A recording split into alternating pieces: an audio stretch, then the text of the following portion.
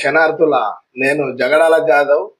ఇయ్యాల మన ఇంటికి పెద్ద సుట్టం వచ్చిండవ్వ. ఎంత పెద్ద సుట్టం అంటే ఎవరికి ఆపత వచ్చినా మనోడికి ఏదన్నా జరిగినా వెయ్యో అది అంతెందుకు గోరుతోటి గీసుకపోయినా కానీ నేను నానొస్తాడు. అరికాలకు ముళ్ళంటినా కానీ పంతోటి వీకేసి అంత పెద్ద నచ్చాడు మన దగ్గరికి. మనము ఇన్ని తరాల నుంచి కొట్లాడుతున్నాం కుల వివక్ష మీద, అసమానతల మీద, ఆత్మ గౌరవం మీద, విద్య హక్కు చట్టం మీద, సమానత్వం మీద పోరు చేస్తున్నారు అన్నగారు స్కైలాబ్ అన్నగారు హైదరాబాద్ నుంచి మనతోటి మాట్లాడడానికి ప్రత్యేకించి వచ్చాడు. అన్నగారు శనార్థే. అన్న, ప్రస్తుతం ఈ ఆధునిక యుగంలో ఓ వైపు సమాజం మొత్తం పెట్టుబడిదారి విధానంలో ఆధిపత్యంలో నడుస్తుంటే, ఇంకో వైపు ఈ ఆధునిక మానవుడే అత్యంత మూర్ఖుడై కుల వివక్షతకు గురి చేస్తూ, అడుగడుగున అణచివేతకు గురి చేస్తూ సమాజంని రెండు భాగాలుగా విడదీస్తున్న సందర్భంగా మనము చేస్తున్న పోరాట ఫలితాలు ఎంతవరకు వస్తున్నాయి? ముందుగా మన ఛానల్ వీక్షకులకు, ప్రేక్షకులకు హృదయపూర్వకంగా సామాజిక ఉద్యమ అభినందనలు, జై భీమ్, లాల్ సలాములు తెలియజేస్తున్నాను. ఈ ఛానల్ను సబ్స్క్రైబ్ చేసుకొని షేర్ చేసి ఫార్వర్డ్ చేసి దీనిని అభివృద్ధి చేయాల్సినటువంటి అవసరం ఉందని చెప్పి తెలియజేస్తున్నాను. మొదటగా భారతదేశం చంద్రయాన్ ప్రయోగించింది ఈ మధ్యలో. శాస్త్ర సాంకేతిక విప్లవం ఆకాశాన్ని అంటుతుంది. కానీ 3000 సంవత్సరాల మనుస్మృతి మానసిక చట్టాల యొక్క దాని చీకటి నీడలు ఏవైతున్నాయో అవి కులం రూపంలో, వివక్ష రూపంలో, అంటరానితనం రూపంలో, అత్యాచారాల రూపంలో, గ్యాంగ్ రేపుల రూపంలో, దాడుల రూపంలో, హత్యల రూపంలో కొనసాగుతూనే ఉన్నాయి. పశువుకి ఇచ్చిన గౌరవం ఈ దేశంలో సాటి మనిషికి ఇవ్వనటువంటి దుస్థితి నెలకొంది. పశువును ప్రేమించాలి, మనిషిని ద్వేషించాలనేటువంటి ఒక సిద్ధాంత భూమిక కలిగినటువంటి ఒక రాజకీయ పార్టీ ఈరోజు కేంద్రంలో అధికారంలో ఉంది. కాబట్టి పశువును ప్రేమించటం అనేటువంటి చైతన్యాన్ని దేశవ్యాప్తంగా తీసుకొస్తున్నారు. కానీ మనిషిని ద్వేషించిన, అత్యాచారం జరిగిన, దాడి జరిగిన, కుల వివక్ష అంటరానితనం పాటించిన వాటిని ఉపేక్షించడమే కాదు వాటిని బలపరిచేటువంటి చైతన్యాన్ని ఈ అధికారంలో ఉన్నటువంటి వాళ్ళు, ప్రత్యేకించి దేశాన్ని ఏలుతున్నటువంటి వాళ్ళు అటువైపుగా దేశాన్ని నడిపిస్తున్నారు. అందుకని శాస్త్ర సాంకేతిక పరిజ్ఞానం పెరిగిందని సంబరపడాలా, సాటి మనిషిని వివక్షతోటి, అంటరానితనంతో ఊరికి బయటుంచి ఈ దౌర్జన్యాలు కొనసాగుతుంటే సిగ్గుపడాల. 78 ఏళ్ళైంది స్వాతంత్రం వచ్చి, 75 ఏళ్ళు గడిచింది భారత రాజ్యాంగానికి. ఇంకా వీడు తక్కువ కులం వాడు, వీడు అంటరాని వాడు, వీడు మనిషే కాదు అనేటువంటి పద్ధతులలో ఈ వివక్ష కొనసాగుతున్నటువంటి పరిస్థితి. బేసిక్ పాయింట్ ఏమిటంటే, ఈ దేశంలో ఒక అంతర్యుద్ధం జరుగుతుంది. 3000 సంవత్సరాల మనుస్మృతికి 75 ఏళ్ల భారత రాజ్యాంగానికి మధ్యలో అంతర్యుద్ధం జరుగుతుంది. ఈ అంతర్యుద్ధంలో భారత రాజ్యాంగం గెలిస్తే భారతదేశంలో మెజారిటీ ప్రజలు, శూద్రులు అందామా, బహుజనులు అందామా, పీడిత ప్రజలు అందామా, మూలవాసులు అందామా, ద్రవిడ ప్రజలు అందామా, ఎవరెవరి భాషల్లో ఏం చెప్పినా ఈ మెజారిటీ ప్రజలకు ఒక అండా, దిక్కు, దశ నిలబడుతుంది. అవును. ఇప్పుడు భారత రాజ్యాంగం అనేటువంటిది ఒక మనిషికి ఒక గుండె ఉంటది. అవును. కానీ భారతదేశ ప్రజలందరికీ కలిపి ఉన్నటువంటి ఒక గుండెకాయ ఉంది. ఆ గుండెకాయ పేరే భారత రాజ్యాంగం. అవును. ఇప్పుడు ఈ భారతదేశం గుండెకాయ మీద గుణపంతో గుద్దేటువంటి పని అధికారంలో ఉన్న వాళ్ళు చేపడుతున్నారు. ఈ మనువాదులు ఎవరైతే ఉన్నారో, మనకు ఒకప్పుడు కుల వివక్ష గ్రామ స్థాయిలో ఉండే, కానీ ఇప్పుడు ఆ కుల వివక్ష ఎక్కడి వరకు పోయిందంటే పట్టణం నుంచి, పల్లె నుంచి ఇవాళ అడవి వరకు కూడా వెళ్ళిపోయింది. ఇవాళ వేర్పాటువాదుల ముసుగులు, ఉద్యమకారుల ముసుగులు ఏవైతే అడవి బిడ్డల మీద దాడి జరుగుతున్నదో దాన్ని మనం ఎట్లా ఎదుర్కొనగలుగుతాం? ఇప్పుడు కుల వివక్ష అనేటువంటిది కులం ఉన్నంత కాలం కంటిన్యూ అవుతుంది. దాని రూపం మారుతుంది, సారం మారదు. ఏళ్ళకి అంతరం లేదా ఆనుకొని నిలబడతలేంది, కొంచెం దూరం ఉండరాదు అనేటువంటిది ఇంతకు ముందు 50 ఏళ్ల కింద అన్నటువంటి మాట. ఇప్పుడు సహజంగానే నువ్వెవరు కొడుకు అంటే ఈజీగా తెలిసిపోద్ది, పుట్టుకతోటి డిసైడ్ అయింది. మీ అయ్యదే కులం అయితే నీది ఆ కులం అయితే. అవును. కాబట్టి నువ్వు మల్లారెడ్డి కొడుకు అంటే రా బాబు కూర్చోండి అని కూర్చేస్తారు. నువ్వు మల్లయ్య కొడుకు అంటే నువ్వు మల్లిగాడి కొడుకు వారా పిల్లగా ఎన్ని రోజులు ఎక్కడ ఉన్నావురా అంటాడు. అవును. అందువల్ల ఈ క్యాస్ట్ యొక్క డిస్క్రిమినేషన్, వివక్ష రూపం అనేటువంటిది రూపం చేంజ్ అవుతుంది తప్ప దాని సారంలో మార్పు రావట్లేదు. వివక్ష అనేది కంటిన్యూ అవుతుంది. అది ఒక చోట ఉంటది, ఇంకో చోట ఉండదనడానికి వీల్లేదు. ఉంటది అడవుల్లో ఎలా ఉంటది అనేటువంటి దాని మీద మనం చిన్న మాటకు వస్తే, ఉదాహరణకి మనమంతా హిందువులం, గంగాజల బిందువులం, బంధువులం అని చెప్పేటువంటి మాట RSS, BJP ఇట్లాంటి వాళ్ళు రెగ్యులర్ గా మాట్లాడుతున్న మాట. అవును. కానీ కరీంనగర్ పట్టణంలో కావచ్చు, హైదరాబాద్ లో కావచ్చు, వరంగల్లో కావచ్చు, ఇల్లు కిరాయి కావాలి అని చెప్పేసి ఒక దళితుడు, ఒక ట్రైబల్ ఇట్లాంటి వాళ్ళు పోయి అడిగారు అనుకోండి, అడిగితే నువ్వు హిందువా, ముస్లిమా, క్రైస్తవుడా అని అడగడు, మీరేమిటిల్లు అని అడుగుతాడు. మరి మొట్టమొదటి ప్రశ్ననే మీరు ఏమిట్లు అని అడుగుతాడు. నువ్వు చెప్పిన దాన్ని బట్టి నీకు ఇల్లు కిరాయికి ఇవ్వాలా ఇవ్వకూడదా డిసైడ్ చేస్తాడు. అందువల్ల హిందువులందరూ బంధువులు అనేదో రాజకీయంగా ఓటు బ్యాంకు కోసం, కానీ జీవన విధానంలో మాత్రం కులవివక్ష అంటరానితనాన్ని పాటింపజేయటం, దళితుల్ని వివక్షకు గురి చేయటం, నీకు ఇల్లు కిరాయికి ఇవ్వంపో అని చెప్పేసి హైదరాబాద్ లాంటి మహానగరంలో SC STలకు, క్రైస్తవులకి, మైనార్టీలకు, ముస్లింలకి ఇల్లు కిరాయికి ఇవ్వబడదు అని చెప్పి రాసి ఉంటుంది, బోర్డు పెట్టారు. ఇలాంటివి ఉన్నాయి. SCలకు, శాకాహారులకు మాత్రమే, వైశ్యులకి మాత్రమే ఇల్లు కిరాయికి ఇవ్వబడును అని చెప్పేసి ప్రత్యేకించి రాసి బోర్డులు పెడుతున్నారు. ఇంటి ముందు టూలెట్ పెట్టి అవి అన్ని పెడుతున్నారు అనే పరిస్థితి ఉంది. ఇవి పట్టణ ప్రాంతాల్లో వివక్ష రూపాలు. గ్రామీణ ప్రాంతాల్లో వివక్ష రూపాలు ఈ రోజు కొనసాగుతున్నాయి. ఈ రోజుకి రాష్ట్రంలో బతుకమ్మ ఆడనీయని గ్రామాలు ఉన్నాయి దళితుల్ని. ఇప్పటికి కూడా కొన్ని ప్రాంతాలలో ఈ వివక్ష అనేది ఉన్నది కంటిన్యూ అవుతుంది. అట్లాగే దసరా పండుగ వచ్చినప్పుడు జమ్మి ఆకు తెంపుకుందామని పోతే దళితులు ముట్టుకుంటే, మీరు జమ్మి పూజ కాలేదు, మీరు ముందే ముట్టుకోకూడదు, అందరు తెంపుకున్నాక మీరు తెంపుకోవాలని డబ్బును ఎవరైనా పిల్లవాడు, దళిత పిల్లవాడు జమ్మి ఆకు చేస్తే దాడి చేసి కొట్టిన సందర్భాలు రాష్ట్రంలో ప్రతి దసరా సందర్భంగా ఒక 4-5 గ్రామాల్లోనేది దాడులు జరుగుతాయి. అది ఇంకా చాలా తక్కువ ఉన్నది. వివక్ష అనేది బయటకు చెప్పుకోలేని ప్రాంతాలు చాలా ఉన్నాయి. క్షౌరం చేయని గ్రామాలు ఉన్నాయి. హోటళ్లలో 2 గ్లాసుల పద్ధతి ఉంది. గుడిలోకి రాని అనేటువంటి గ్రామాలు ఉన్నది. మధ్యాహ్న భోజనం వండితే తిననటువంటి గ్రామాలు ఉన్నాయి. తిననటువంటి పిల్లలు ఉన్నారు.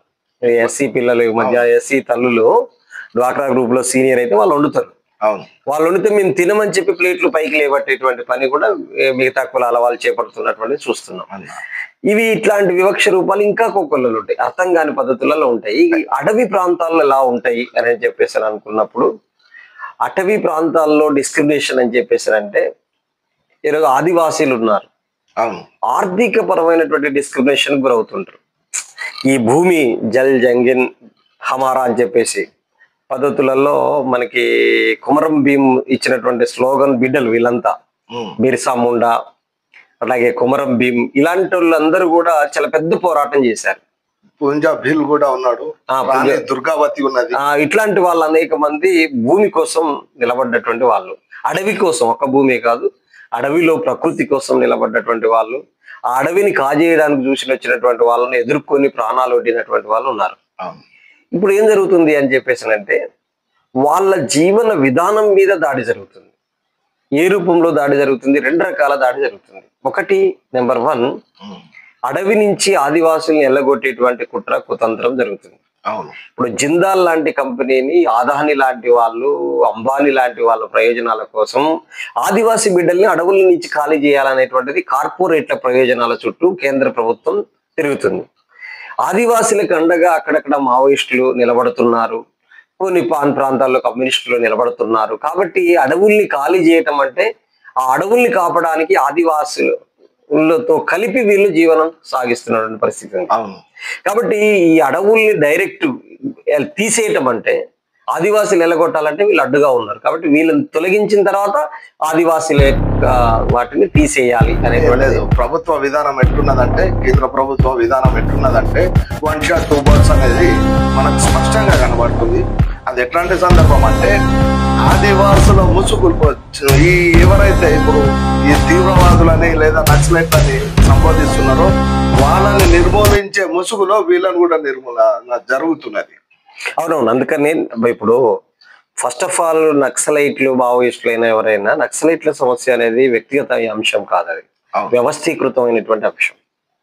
అది కేవలం శాంతి భద్రతల సమస్య లాగానో ఒక వ్యక్తికి సంబంధించిన సమస్య లాగానో చూడలేదు. సమాజంలో అశాంతి నెలకొన్నప్పుడు, అసమానతలు ఉన్నప్పుడు సహజంగానే వివిధ రూపాల్లోకి అది ప్రవహిస్తూ ఉంటుంది.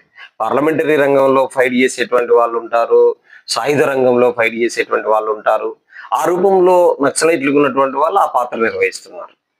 అందువల్ల వీళ్ళు వాళ్ళకి అండగా నిలబడ్డారు కాబట్టి వీళ్ళని తొలగించేటువంటి క్రమంలోనే అదంతా క్యాప్చర్ చేయటం అనేది. అందుకనే ప్రకృతిని క్యాప్చర్ చేయటం, ఆదివాసులు ఎల్లగొట్టడం, ఆదివాసులకు అండగా ఉన్నటువంటి అన్నల్ని లేకుండా చేయటం అనేటువంటిది దాని వెనకాల ఉన్నటువంటి పెద్ద అంశం.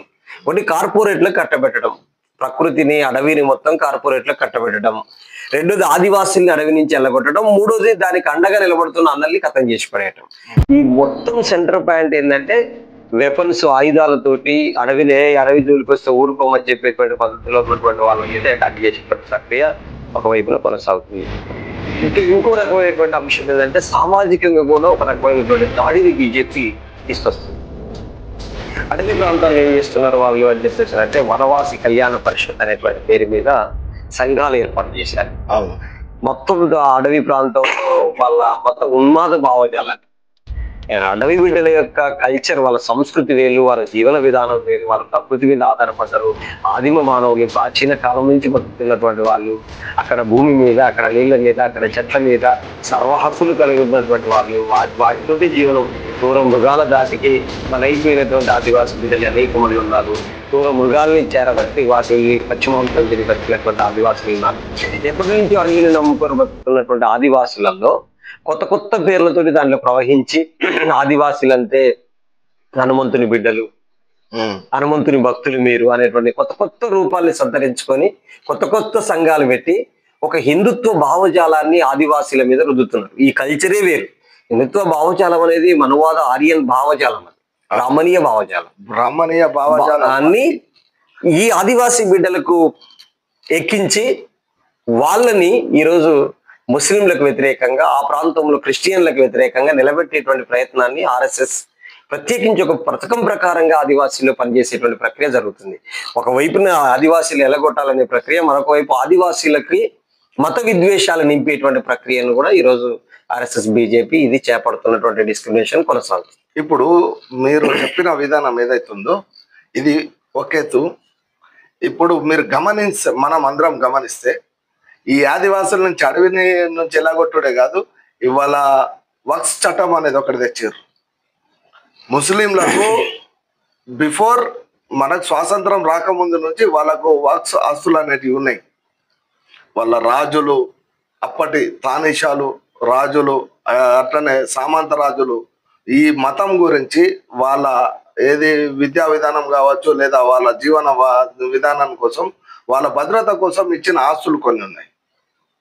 అది ఇవాళ ఏమైందంటే ఈ చట్టం ముసుగుల ప్రభుత్వం తన స్వాధీనం చేసుకునే పరిస్థితి ఉంది.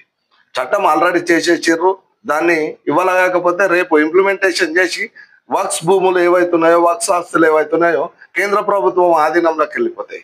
అట్ ద సేమ్ టైం ఇప్పుడు క్రిస్టియన్స్ కూడా, క్రిస్టియన్ మిషనరీస్కు, క్రిస్టియన్ మైనారిటీస్కు చాలా కొన్ని లక్షల కోట్ల ఆస్తులు ఉన్నాయి, భూములు ఉన్నాయి, వివిధ రకాల వ్యాపారాలు ఉన్నాయి, వివిధ రకాల లావాదేవీలు ఉన్నాయి. వాళ్ళు కూడా ఇవాళ భయపడేది ఏంటంటే కేవలం ఇప్పుడు ముస్లింలకు జరిగింది, ఇటు ఆదివాసులకు జరుగుతుంది, రేపు మాకు జరుగుతుంది, మా తర్వాత వాట్ నెక్స్ట్, రేపెవరు అనే ప్రశ్న వస్తున్నది. ఇటు ముస్లింలు కావచ్చు, అటు క్రిస్టియన్స్ కావచ్చు, ఇటు ఆదివాసులు కావచ్చు, రేపు అణగారిన వర్గాల పరిస్థితి కూడా. పట్టణ ప్రాంతానికి వచ్చేసేసరికి అణగారిన వర్గాలు ఏవైతున్నాయో బీసీ, ఎస్సీ, ఎస్టీ, మైనారిటీస్ వీళ్ళు ఎవరైతున్నారో వీళ్ళు కూడా జీవన విధానం చాలా క్లిష్ట పరిస్థితులలో మారే పరిస్థితులు ఉన్నాయంటారా, లేకపోతే ఏమైనా స్వాతంత్రం వీళ్ళకి వచ్చే పరిస్థితి ఉందా? బేసిక్ పాయింట్ ఏమిటంటే, మొదటి అంశం ఆర్ఎస్ఎస్ యొక్క కనుసన్నల్లోనే కేంద్ర బీజేపీ పాలన కొనసాగుతుంది. నాగ్పూర్ లో కేంద్ర కార్యాలయం, ఆర్ఎస్ఎస్ కేంద్ర కార్యాలయం ఉంది. నాగ్పూర్ లో ఆర్ఎస్ఎస్ స్విచ్ చేస్తేనే నరేంద్ర మోడీ అనే బల్బు ఢిల్లీలో వెలుగుతుంది. స్వతహా సిద్ధంగానే నరేంద్ర మోడీకి బల్బు లేదు, ఆర్ఎస్ఎస్ నడిపిస్తుంది. ఇది జగమెరిగినటువంటి సత్యం. అయితే ఇక్కడ పాయింట్ ఏంటంటే, హెడ్గేవార్ గాని గోల్వాల్కర్ గాని ఆర్ఎస్ఎస్ వ్యవస్థాపక నేతలుగా ఉన్నటువంటి వాళ్ళు చెప్పినటువంటి మాటలు ఏమిటంటే, ఆర్ఎస్ఎస్ కి కీలకంగా వాళ్ళ ఆర్గనైజర్ పత్రికలో కూడా చాలా స్పష్టంగా ఆర్టికల్ కూడా రాశారు. ఈ దేశంలో ఆర్ఎస్ఎస్ కు 4 శత్రువులు ఉన్నారు. ఒకటి నెంబర్ 1 కమ్యూనిస్టులు, నెంబర్ 2 ముస్లింలు, నెంబర్ 3 క్రైస్తవులు, నెంబర్ 4 అంబేద్కరిస్టులు. ఇవి వాళ్ళు చెప్పింది. కాబట్టి ఆర్ఎస్ఎస్ యొక్క పథకం ప్రకారం పనిచేసేటువంటి నరేంద్ర మోడీ ప్రభుత్వం ఒక్కొక్కరిని వెంటాడుతూ ప్రయాణం సాగిస్తున్నది. ఈ ప్రయాణంలో భాగమే ఆదివాసీల అన్నల ముసుగులో ఆదివాసీల మీద దాడి జరుగుతుంది. అట్లాగే దళితుల మీద దాడి చేస్తారు. అంబేద్కరిస్టుల మీద దాడి అంటే, మీరు గతంలో జేఎన్యూలో కన్నయ్య కుమార్ గాని, ఉమర్ ఖలీద్ గాని, హైదరాబాద్ సెంట్రల్ యూనివర్సిటీలో రోహిత్ వేముల గాని, ఈ ఇన్సిడెంట్స్ అన్ని ఏం తెలియజేస్తున్నాయి అంటే అంబేద్కరిస్టుల మీద దాడి అనేటువంటి అర్థం చేస్తున్నారు. అట్లాగే మీరు ముస్లింల మీద దాడి, మీరు ఇంతకుముందే వక్ బిల్ గురించి చెప్పారు. వక్ బిల్లు వాళ్ళు తీసుకొచ్చిన దాంట్లో నేను స్వాగతిస్తున్నాను. ఎందుకు అంటే, 9 లక్షల ఎకరాల భూములు అన్యాక్రాంతం అవుతున్నాయి, అవి కాపాడటం కోసం ఇది తెచ్చామంటున్నారు వాళ్ళు. నేనేమంటున్నానంటే, భారతదేశంలో దేవాదాయ భూములు 28 లక్షల ఎకరాల భూములు ఉన్నాయి. అవును. వాటిని కూడా ఉపయోగంలోకి తేవాలంటే హిందూ దేవాదాయ భూములన్నిటిని కూడా హిందూ పేదలందరికీ పంచండి. అంటే వక్ భూముల్ని కూడా అన్యాక్రాంతం కాకుండా చూడండి, మీరే చట్టం కాపాడుతా అంటున్నారు. కాబట్టి వక్ బోర్డు భూములన్నింటిని కూడా సైకిల్ రిపేర్ చేసి పంచర్ చేసి బతికేటువంటి వాళ్ళు ఉన్నారు, వాటిలో పూలు అమ్ముకొని బతికేటువంటి వాళ్ళు ఉన్నారు, పాన్ డబ్బాలు పెట్టుకొని బతుకుతున్నటువంటి వాళ్ళు ఉన్నారు, సెంటు గుంట భూమికి నోచుకున్నటువంటి వాళ్ళు ఉన్నారు. వాళ్ళందరికీ వక్ భూములన్నింటిని కూడా మీరు పంచండి. వక్ భూములు అన్యాక్రాంతం కాకుండా చూడండి. ఆ దేవాదాయ భూములు అక్కడ పేదలకు పంచండి, వక్ భూములు బిల్లులన్నీ మొత్తం భూములన్నింటినీ ఇక్కడ పంచండి అనేటువంటిది. మీరు సైకిల్ పంచర్ అన్న విషయానికి నాకు ఒకటి గుర్తుకొచ్చింది. ఇక్కడ ఒకటి అఫ్ఘానీ గల్లీ అని ఉంటది, కరీంనగర్ నది ఏదైతే ఉందో అది అప్పటి ఇక్కడ ఉన్న షేక్ సాలే అనే ఒక ప్రముఖుడు ముస్లింలకు దానం చేసింది. అది అంటే ఒక మస్జిద్ ఆధ్వర్యంలో నడుస్తుంది. అక్కడ అన్ని ఇండ్లు కట్టి ఉన్నాయి. వాళ్ళకు నామమాత్రపు బడుగా అంటే కిరాయి ఇస్తారు. ఎంత ఉన్నది ఆ సెంటర్ పాయింట్ లా సింగిల్ రూమ్ తీసుకున్నా కానీ 10 నుంచి 15 వేల రూపాయల కిరాయి ఉంటుంది. కానీ వీళ్ళు ఎంత వసూలు చేస్తారు? 70 రూపాయలు మాత్రమే వసూలు చేస్తారు. అది ఎవలకు? పేదలకు మాత్రమే ఇస్తారు. 2 రూమ్లు ఉంటాయి, అటాచ్డ్ బాత్రూమ్ ఉంటుంది, అన్ని ఉంటాయి. అట్లాంటివి ఇది ఇవాళ ఈ వక్స్ చట్టం కిందకి వచ్చిన తర్వాత అవన్నీ ధరలు పెరిగిపోతాయి. కిరాయి పెరుగుతుంది, బాడుగ పెరుగుతుంది, కరెంట్ బిల్ పెరుగుతుంది. అవసరమైతే ఈ బీదలని, ఈ వక్స్ చట్టం ముసుగుల ఈ బీదలని గ్రామం నడిబొడ్డు నుండి గ్రామం చివరికి తరిమేసే ప్రయత్నాలు జరుగుతున్నాయని ప్రజలు అనుకుంటున్నారు. ఇది సాధ్యమవుతుందా? మొదటి విషయం, వక్ బిల్ అనేటువంటిది రాజ్యాంగ స్ఫూర్తికి విరుద్ధమైనది.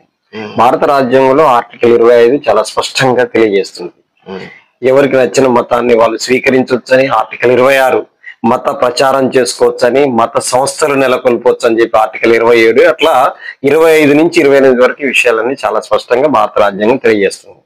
కానీ ఈరోజు ఒక మతపరమైనటువంటి అంశంగా రాజ్యాంగ స్ఫూర్తి మత ప్రమేయం లేకుండా ఉండాలని చెబుతున్నది, మత వ్యక్తిగత స్వేచ్ఛనిస్తున్నది, మత సంస్థ నడపమని చెప్తున్నది. కానీ ఈరోజు బీజేపీ ఆర్ఎస్ఎస్ యొక్క సిద్ధాంతంలో అంతర్భాగంగా ముస్లింలు ఎట్లాగో శత్రువులు కాబట్టి ఏం చేయాలి దీన్ని అనుకున్నప్పుడు ఒక్కొక్కటి కదిలించేటువంటి పని వాళ్ళు చేస్తున్నారు. అందుకే వక్ బిల్ రూపంలో తీసుకురావటం. వక్ బిల్లులో కూడా వాళ్ళు తీసుకొచ్చింది ఏంది?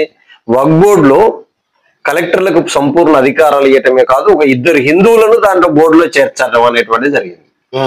ఇప్పుడు మీరు చూడండి, ఎక్కడైనా హిందూ దేవాలయాలకు ముస్లింలు బోర్డులలో ఉంచాం. మనం బోర్డులో ఉంచడం కాదు, హిందూ దేవాలయాలకు అన్య మతస్థులకు ప్రవేశం ఉండదు. అందుకని కీలకమైనటువంటి అంశం ఏంటంటే, అట్లా వక్ బిల్ అనేటువంటిది రాజ్యాంగ స్ఫూర్తికి విరుద్ధమైనటువంటిది. అందుకనే వక్ బిల్లు భూములకు సంబంధించిన అన్యాక్రాంతం ముసుగులో వక్ బోర్డునే మొత్తం నిర్వీర్యం చేయటం, వాళ్ళ హక్కుల్ని హరించేటువంటి పని బీజేపీ చేస్తుంది. దీన్ని ప్రజలు, ప్రజాస్వామికవాదులు తీవ్రంగా ఖండించాల్సిన అవసరం ఉంది. ఇంకొక విషయం చెప్పాల్సిన అవసరం ఏముందంటే, ముస్లింల్ని టార్గెట్ చేశారు, క్రైస్తవుల్ని టార్గెట్ చేశారు, దళితుల్ని టార్గెట్ చేశారు. ఓవరాల్ గా వీళ్ళ యొక్క ఉద్దేశం ఏంటంటే, వీటన్నిటికి సెంటర్ పాయింట్ వాళ్ళకి ఏంటంటే, ఒకటి నేను ఫస్ట్ స్టార్టింగ్ లోనే మనం అనుకున్నాం, పశువుని ప్రేమించడం. పశువులు అంటే ఇక్కడ ఆవును ప్రేమిస్తారు. ఆవును ఎందుకు ప్రేమిస్తారంటే ఆర్ఎస్ఎస్ సిద్ధాంతంలో అంతర్భాగం. ఎందుకు అంతర్భాగం అంటే, ఆవును ప్రేమిస్తే ఆవు మాంసం కమ్యూనిస్టులు తింటారు, ముస్లింలు తింటారు, క్రైస్తవులు తింటారు, దళితులు తింటారు. ఆవు తల్లి అని చెప్తే 52% ఉన్న బీసీలు మన వెనకాలకు వస్తారు. కాబట్టి ఎట్ ఏ టైం కు మన దాడి, మన శత్రువుల మీద ఒకేసారి దాడి జరగాలంటే ఆవు సెంటర్ పాయింట్ వాళ్ళకి. అందుకని ఆ పద్ధతులలో గోమాత అనేటువంటి పూజలు, గోశాలలు ఇవన్నీ కూడా వాళ్ళు నిర్వహిస్తున్న పరిస్థితి ఉంది. ఇది మనం గమనంలో ఉంచుకోవాల్సిన అవసరం. అయితే ఈ ఆవుని పూజించే ఈ వ్యక్తులు ఇవాళ మనం చూసుకుంటే అల్ కబీర్ కానివ్వండి, లేదా ఇతర గోహత్య చేసే ఏవైతే కార్ఖానాలు ఉన్నాయో అవిటి అన్నిటిని నిర్వాహకులు పేర్లు మాత్రం ముస్లింలే కనబడతాయి. వాస్తవంగా అవి ముస్లింలయ్యానా? మీరు ఇక్కడ గుర్తుపెట్టుకోవాల్సింది ఏంటంటే, భారతదేశంలో ఉన్నటువంటి గోవు మాంసాన్ని ఇతర దేశాలకు తరలించేటువంటి ఒక ప్రముఖమైనటువంటి 8 కంపెనీలు ఉన్నాయి. ఈ 8 కంపెనీలు ప్రత్యేకించి గుజరాత్ కేంద్రంగా ఉన్నాయి, అట్లాగే ఉత్తరప్రదేశ్ కేంద్రంగా ఉన్నాయి. కాన్పూర్ లో, అహ్మదాబాద్ లో ఇట్లాంటి కేంద్రాలుగా ఉన్నటువంటి పరిస్థితి ఉంది. ఇక్కడ ఉన్నటువంటి సంగారెడ్డి, మెదక్ దగ్గర ఉన్నటువంటి అల్ కబీర్ కూడా ఈ భారతదేశంలో గోవు మాంసాన్ని ఇతర దేశాలకు ఎగుమతి చేసే ప్రతి కంపెనీ బీజేపీ నాయకుల చేతుల్లో ఉంది. బీజేపీ నాయకులు ఇక్కడ ఆవులు ప్రేమించమని చెప్పేసి అడుగుతారు, ఆవు మాంసాన్ని ఎగుమతి చేస్తారు. అందుకని వాళ్ళ ద్వంద్వ వైఖరి ఏంటంటే, మత విద్వేషాలు రెచ్చగొట్టడానికి ఏది ఆయుధం దొరికితే దాన్ని వాడుకోవటం. ఆ విద్వేషాలు రెచ్చగొట్టడంలో ఎలా ఉంటదంటే, రెచ్చగొట్టాలి, చిచ్చు పెట్టాలి, ఓట్లు దండుకోవాలి. ఇది వాళ్ళ ఉద్దేశం. దాని అంతర్భాగంగానే ఈరోజు ఆ ఇప్పుడు కాన్పూర్ లో ఒక అతను ఎవిడెన్స్లతో సహా ఇస్తా అంటున్నాడు. ఈ కాన్పూర్ కేంద్రంగా 6 కంపెనీలు ఉన్నాయి విదేశాలకు ఆవుల్ని తరలించేది, ఆవు మాంసాన్ని తరలించేది, కోసేటువంటివి. ఈ 6టికి శర్మలు, మళ్ళీ బ్రాహ్మణ్స్. నేను అనేది సాధారణంగా బీసీలో, ఓబీసీలో కాదు, బ్రాహ్మణులే ఇది నిర్వహిస్తున్నారు. అదే బ్రాహ్మణులు ఈ కింద పూజ చేయండి, ఆవు మన తల్లి, ఆవు ఉచ్చ పవిత్రమైంది, ఆవు పేడ చాలా పవిత్రమైంది అని చెప్తున్నటువంటి వాళ్ళకి వీళ్ళే ఉన్నారు. కానీ ఆవు మాంసాన్ని తరలించేది కూడా వాళ్ళే.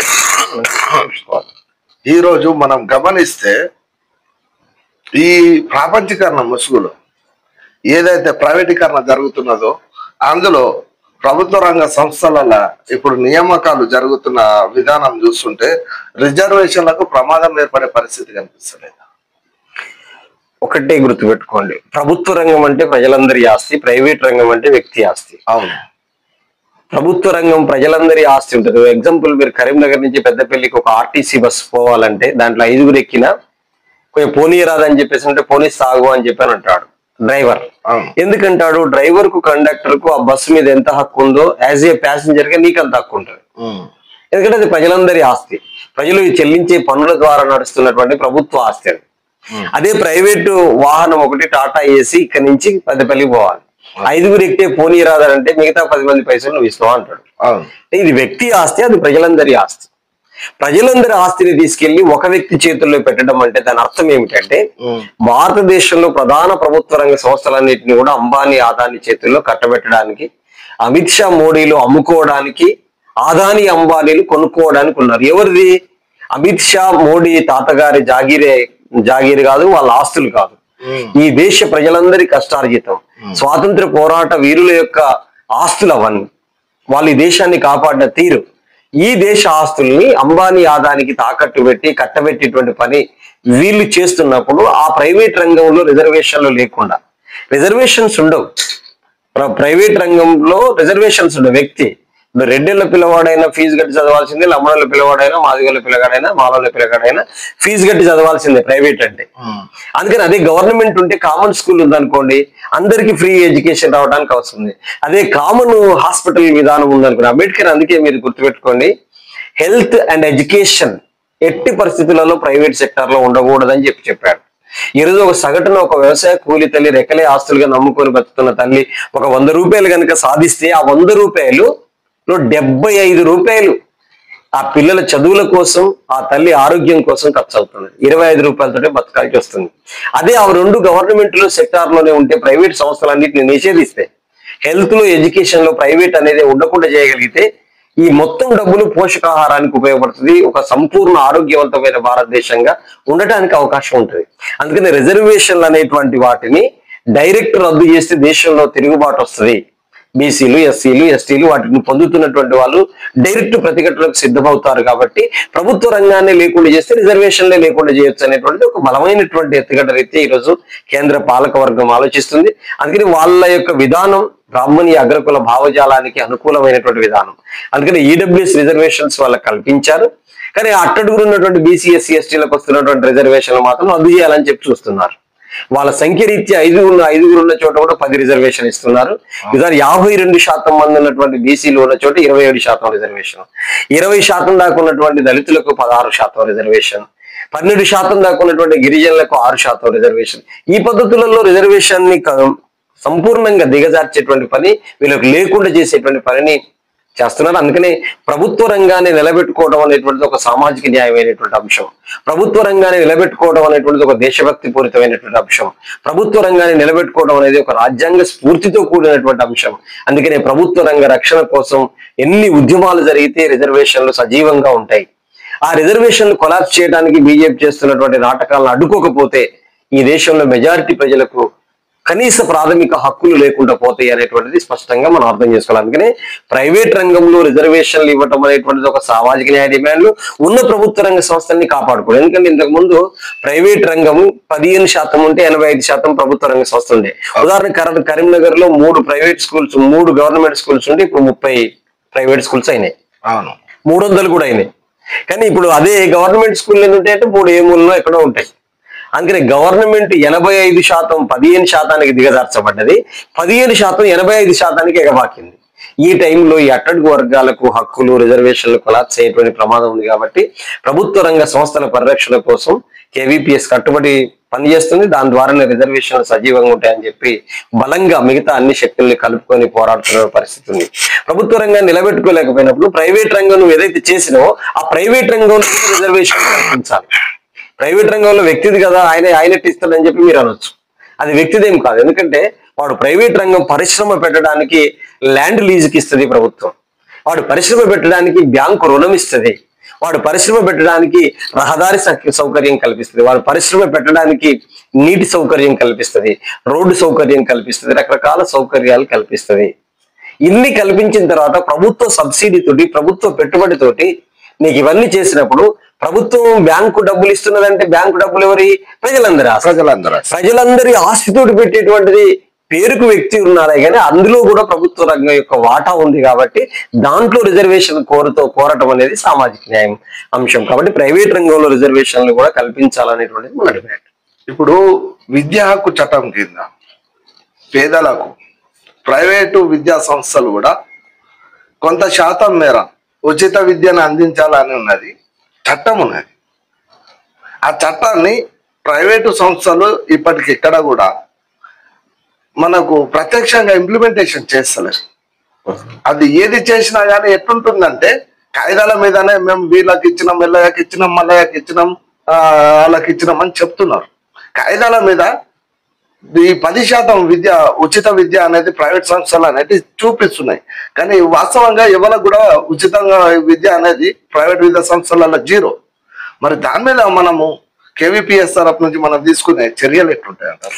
మొదటి విషయం ఏంటంటే విద్యా హక్కు చట్టం ప్రకారంగా ఒక పాఠశాలలో 100 సీట్లు ఉంటే 25% సీట్లు విద్యా హక్కు చట్టం కింద ఎస్సీ, ఎస్టీ, వీళ్ళకి, ఎయిడ్స్ బాధితులకి, వికలాంగులకి, ఇట్లాంటి వాళ్ళందరికీ కలిపి 25% సీట్లు ఇవ్వాలనేది విద్యా హక్కు చట్టం చెబుతున్నటువంటి. తర్వాత కార్పొరేట్ సోషల్ రెస్పాన్సిబిలిటీ అనేటువంటిది సిఎస్ఆర్, వీటి పేరు మీద కూడా ఇవ్వాలనేటువంటిది వాళ్ళ కనీస బాధ్యత. కానీ ఇది ఎందుకు అమలు జరగట్లేదంటే ఆ ప్రైవేటు విద్యా సంస్థల మీద ప్రభుత్వం యొక్క అజమాయిషీ అనేది లేకపోవటం. ప్రైవేటు విద్యా సంస్థలు ఇష్టారాజ్యంగా ఫీజులు వసూలు చేసుకుంటా ఉంటే వాటికి బాసటగా నిలబడటం. అధికార యంత్రాంగం ప్రభుత్వంలో అధికారంలో ఉన్నటువంటి వాళ్ళు చేస్తున్నటువంటి పని ఇది. అందుకని ఫీజుల నియంత్రణ చట్టాన్ని తీసుకురావటం ఒకవైపు అయితే, ప్రభుత్వం ఒక చట్టం చేసి పెట్టిన దాన్ని ఇంప్లిమెంటేషన్ చేయకపోతే కొరడా జొలిపించేటువంటి పని మరొక వైపున చేయాలి. ఈ రెండు రకాలుగా చేయగలిగితే ఎంతో కొంత ఈ తరగతులకు లాభం జరుగుతుంది. ఇప్పుడు మనం విద్యా హక్కు చట్టం అమలు జరగని చోట ఇప్పటికే ఖమ్మంలో, నల్గొండలో కొన్ని చోట్ల ఆ పాఠశాలల ముందు ధర్నాలు చేశాం కేవీపీఎస్ గా. మన పోరాట ఫలితంగా కొంతమందిని జాయిన్ కూడా చేసుకున్నటువంటిది కూడా ఉంది గత ఏడాది. కానీ ఈ సంవత్సరం అట్లాంటిది అమలు జరగనటువంటిది మన దృష్టికి రావాల్సి ఉంది. దాని మీద కూడా ఇప్పుడు మీరు చెప్పినారు కాబట్టి రాష్ట్ర కమిటీలో చర్చించి తప్పనిసరిగా విద్యా హక్కు చట్టాన్ని సంపూర్ణంగా అమలు కావడం కోసం తప్పనిసరిగా రాష్ట్ర వ్యాప్త ఉద్యమానికి శ్రీకారం చుడతాం.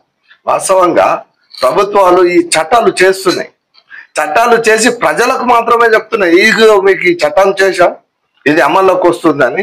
దాన్ని మళ్ళా ప్రభుత్వాలు ఎందుకు వెనుకకు తిరిగి దాన్ని సమీక్షించుకోలేకపోతున్నాయి? అంటే ఇక్కడ ఒకటేంటంటే, చట్టాలు చేయడం అనేటువంటిది ప్రజలు తమ హక్కుల కోసం పోట్లాడిన ఫలితంగా చట్టాలు వస్తున్నాయి. అవును, ఆ చట్టాలని ఇంప్లిమెంటేషన్ చేసే బాధ్యత కూడా పాలక వర్గాలదే. అవును.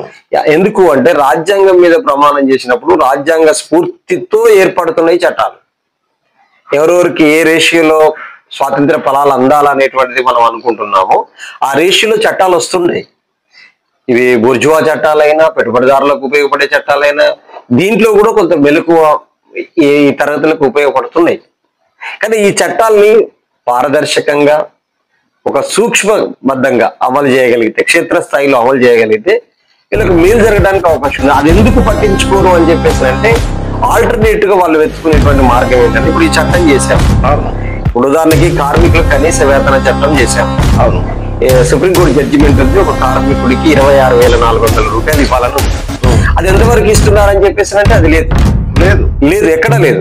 మరి ఈ చట్టాన్ని ఇంప్లిమెంటేషన్ చేసే బాధ్యత కేంద్ర కార్మిక శాఖ ఉంది, రాష్ట్ర కార్మిక శాఖ ఉంది. అవును. ఈ శాఖ ఆ కంపెనీ యజమానులతోటి లాలుచి పడటం, ఆ కంపెనీ యజమానులతోటి ప్రభుత్వంలో ఉన్నటువంటి గద్దలు వాళ్ళు లాలుచి పడటంతో కార్మిక వర్గం యొక్క పొట్టలు కొడుతున్న పరిస్థితి ఉంది. అందుకని దీని మీద కార్మిక వర్గంలో ఈ ఒక చట్టం, నేను చెప్పేది కనీస వేతనం అనేది ఒక చట్టం. కార్మిక వర్గంలో నా కనీస వేతనం కోసం నేను పోట్లాడాలి, ఇట్లాంటి లాలుచి పడేటువంటి వాళ్ళ మీద యుద్ధం ప్రకటించాలనేటువంటి చైతన్యాన్ని నింపే బాధ్యత భారతదేశంలో ఉన్నటువంటి బుద్ధిజీవులు ఉన్నటువంటి వాళ్ళందరికీ వాళ్ళ మీద బాధ్యత ఉంటుంది. ఇంకా మిగతా అనేక చట్టాలు ఉన్నాయి. విద్యా హక్కు చట్టం కావచ్చు, ఎస్సీ ఎస్టీ అట్రాసిటీ చట్టం కావచ్చు, పౌర హక్కుల పరిరక్షణ చట్టంగా చాలా చట్టాలు ఉన్నాయి. ఈ చట్టాలన్నీ ఇంప్లిమెంటేషన్ జరగాలంటే చట్టాల కోసం పోరాటమే కాదు, చట్టాల అమలు కోసం కూడా మరో పోరాటం చేయాల్సిన అవసరం ఉంటది అనేటువంటిది. ఆ పోరాటం మీరు ఇప్పుడు అట్రాసిటీ అన్నారు కాబట్టి నేను మిమ్మల్ని ఇంకో ప్రశ్న అడగదలుచుకున్నాను. ఈ కుల దురహంకారంతో జరుగుతున్న హత్యలపై చాలా ప్రాంతాలలో హత్యలు జరుగుతున్నాయి, భౌతిక దాడులు జరుగుతున్నాయి, మానసిక దాడులు జరుగుతున్నాయి. వీటిని కేవీపీఎస్ గా మీరు ఎలా ఎదుర్కోగలుగుతారు? మీ ప్రణాళిక తెలంగాణ రాష్ట్రంలో 2014 నుంచి ఇప్పటి వరకు 129 కుల దురహంకార హత్యలు జరిగినాయి. ఈ 129 కుల దురహంకార హత్యల దగ్గర బాధితుల పక్షాన కేవీపీఎస్ నిలబడుతున్నది. నిందితుల తరపున పాలక వర్గాలు నిలబడుతున్నాయి, మంత్రులతో సహా నిందితుల తరపున నిలబడుతున్నారు. ప్రత్యక్ష ఉదాహరణ ఉమ్మడి కరీంనగర్ జిల్లాలోనే మంతని మధుకర్ని హత్య చేసినప్పుడు 2014 టైంలో, 2014-17 టైం కావచ్చు, ఆ సమయంలో మంతని మధుకర్ తరపున నిలబడ్డది కేవీపీఎస్. మిగతా సామాజిక ప్రజా సంఘాలు కూడా కలిపి ఉన్నాయి. కానీ మంతని మధుకర్ని చంపినటువంటి శిరీష ఎవరైతే అమ్మాయి ఉందో వాళ్ళ తరపు బంధువులంతా ఆ రోజు ఎమ్మెల్యే ఉండే పుట్ట మధు, ఆయన వాళ్ళ తరపున నిలబడ్డాడు. అంబోజీ నరేష్ ని చంపారు భువనగిరిలో. తుమ్మల శ్రీనివాస్ రెడ్డి ఎవరైతే నిందితుడు ఉన్నాడో నిందితుడి తరపున ఆనాడు జగదీశ్వర్ రెడ్డి ఉన్నాడు.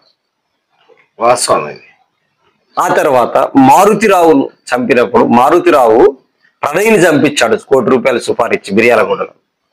నలుబోతు భాస్కర్ రావు అనేటువంటి వ్యక్తి ఎమ్మెల్యే అప్పుడు మారుతిరావు తరపున నిలబడ్డాడు. ఆ రోజు ఆర్ఎస్ఎస్ బీజేపీ వాళ్ళు మారుతిరావు తరపున నిలబడ్డారు.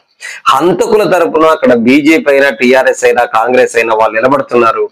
బాధితుల తరపున కేవీపీఎస్, కమ్యూనిస్టులు, అంబేద్కరిస్టులు ఇట్లాంటి వాళ్ళందరూ కూడా బాధితుల తరపున నిలబడుతున్నటువంటి పరిస్థితి ఉంది అనేటువంటిది స్పష్టంగా ఉంది. అయితే వీటన్నిటిని రూపుమాపాలంటే కులాంతర వివాహితులకు రక్షణ చట్టం చేయాలి, ప్రత్యేక రక్షణ చట్టం చేయాలి.